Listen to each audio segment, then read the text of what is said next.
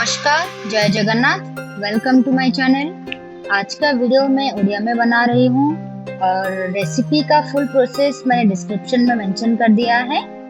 आज Odia new year है तो इसलिए मैं चाहती थी कि एक वीडियो मैं अपने लैंग्वेज में बनाऊं। ताले आसंतु स्टार्ट करिबा। आजिर एई शुभ दिन रे घरे घरे समस्ते पणा सहित सेलिब्रेट करंती। तो आजिर रेसिपी रे मु दु प्रकार पणा बनेबी। तो चलंतु स्टार्ट करिबा। फर्स्ट मु क्षीर पणा बनाऊची। तापई मु एठी नड़िया, छेना, डालिंब, आंब, चीनी, कदली, गुजराती पाउडर, गोलमरिच पाउडर नेइची। मु एठी 2 जनक पई बनाऊची तो जेतिकी क्वांटिटी मते दरकार मु सेतिकी नेइची। फर्स्ट गोटे बाउल रे गोटे ग्लास क्षीर नियंतु। ताहा सह चीनी ऐड करि दियंतु। चीनी क्षीर रे मिसी गला पारे नेक्स्ट कटा हेतिबा कदली, आंब, छेना, नड़िया आउ डालिंब ऐड कर दियंतु।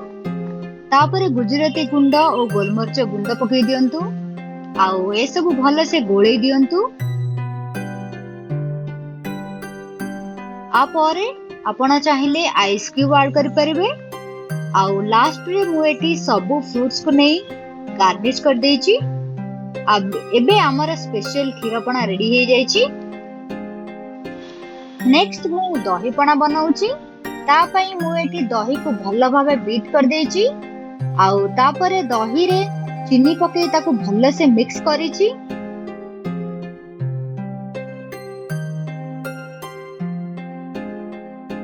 एबे पानी आउ नड़िया पानी मु ऐड करिची।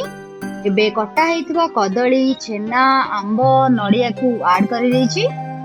लास्ट रे मु एठी गोलमरिच गुंड पकेई ताको भलो से हाथ रे मिक्स करिची। एबे हमर दही पणा रेडी हे जाइची। आउ ए गरम दिन रे पणा पीबार मजा ही अलगा।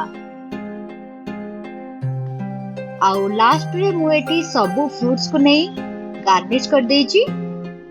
तो जदि आपण मो रेसिपी फॉलो करूछंती ताले निश्चय कमेंट करके जणांतु केमिति बनिची आपणकर।